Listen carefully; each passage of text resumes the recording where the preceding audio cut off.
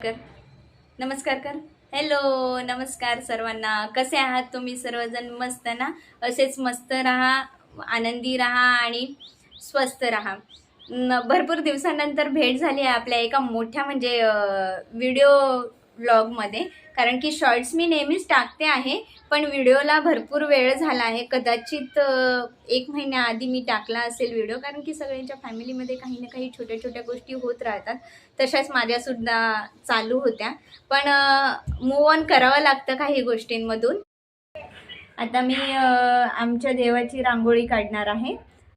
कुलस्वामिनी श्री तुळजाभवानी माता आमची देवी आहे. आणि इथे मी आता रांगोळी काढायला स्टार्ट करणार आहे. कलर टाकला आहे, नंतर आठवलं की तर अशा पद्धतीने मी कलर टाकून घेतला आधी आणि त्याला ॲडजस्ट करत होते एका व्यवस्थित पद्धतीने. आणि या प्रकारे मी असं रांगोळीमध्ये देवासमोर जर रांगोळी काढायची असेल तर मी या पद्धतीने नाव लिहिते स्वतःच्या हाताने. तर मला सांगा कमेंटमध्ये, तुम्हीसुद्धा देवासमोर रांगोळी काढताना असंच नाव लिहिता का? तर नाव वगैरे लिहून झालं तर मी अशा लक्ष्मीची पावलं काढून घेते. उपवास आहे म्हटलं तर मग उपवासाचं बनवत होती. साबुदाणे भाजून घेतले तव्यावर आणि त्याला बारीक करून घेतले मिक्सरमधून. त्याच्यामध्ये मग ही हिरव्या मिरच्या टाकलेल्या आहेत.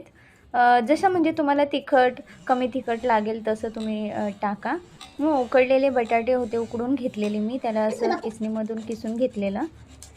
बघा अशा पद्धतीने मी किसून घेतलं. आणि जेवढं आपण हे घेतलेलं आहे म्हणजे बटाटे, मिरची आणि जे साबुदाण्याचं पीठ आहे, आणि मीठ टाकायला विसरू नका, चवीनुसार तुम्ही मीठ घालून घ्या. आणि तर मी अशा पद्धतीने पीठ मळून घेतलेलं आहे.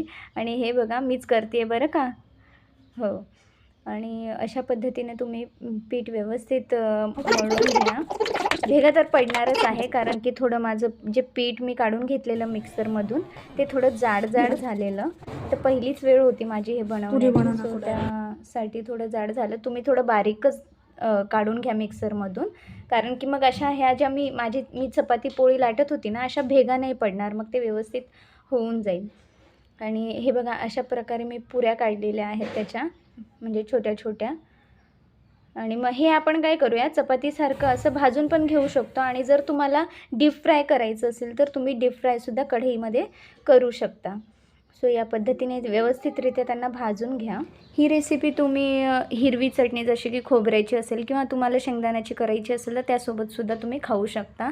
आणि हा बघा आमचा नॉटू मस्त टेस्टी झालेले आहेत. त्याने ट्रायसुद्धा केलेले आहेत खाऊन. त्याने सांगितलं आहे, मला रिव्ह्यू दिला आहे की त्याने खूप छान झालेत म्हणून. आणि जे हे मी शंकरपाळ्या काढलेल्या आहेत ते त्याच पिठाच्या आहेत. तेच मी डीप फ्राय करून घेतलेले आहेत. म्हणजे फ्राय करून घेतल्यानंतर छान लागतं की असं भाजून छान लागतं, त्यासाठी मी 2 वेगवेगळ्या पद्धतीने करून बघितले. सो बघू शकता तुम्ही. तर मी रेडी केलेली आहे ही डिश. जर तुम्हाला आवडली असेल तर नक्की लाईक करा आणि कमेंटमध्ये सुद्धा सांगा. मला असं वाटतं की माझी रेसिपी एकदम छान झालेली आहे, कारण की माझ्या मुलाने सुद्धा सांगितलं आहे की मस्त झालेली आहे, टेस्टी झालेली आहे. सो खाऊन झालं, मग भांडे निघाले तेवढे घासून घेतले पटापट. चला आता मी करणार आहे माझी तयारी. कशी दिसते मी? असं आता लिफ्टमध्ये आहे म्हणून दिसत असेल अशी काळी काळी, तशी पण काळीच आहे म्हणा. हां, तर निघालोय आम्ही मंदिरामध्ये. तयारी कशी झाली आहे नक्की सांगा. निघाली आहे, आमची गाडी पण सज्ज झालेली आहे निघण्यासाठी. हाय कर, हाय करू, बाय बाय करू. हाय, चलो आम्ही फिरायला. मंदिरामध्ये बहुतेक कॅमेरा नसेल अलाउड, कारण गर्दी पण असेल. सो मी तिथे कॅमेरा व्हिडिओ वगैरे काढता नाही येणार म्हणून इथेच काढून घेतलेले आहेत, आतमध्ये नाही काढता येणार. आणि छोट्या छोट्या सेल्फी घेतलेल्या.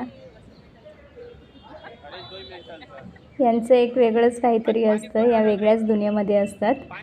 आणि आता झाली होती निघायची वेळ आणि नेहमीप्रमाणे हे बघा झोपला आमचा नॉटू. आणि चाललो आहे आता आम्ही घरी. खूप वेळ पण झालेला, खूप वेळ आम्ही मंदिरात थांबलेलो. सगळेजण गेलेलो दर्शनाला, तर तिथून आम्ही आलेलो आहोत.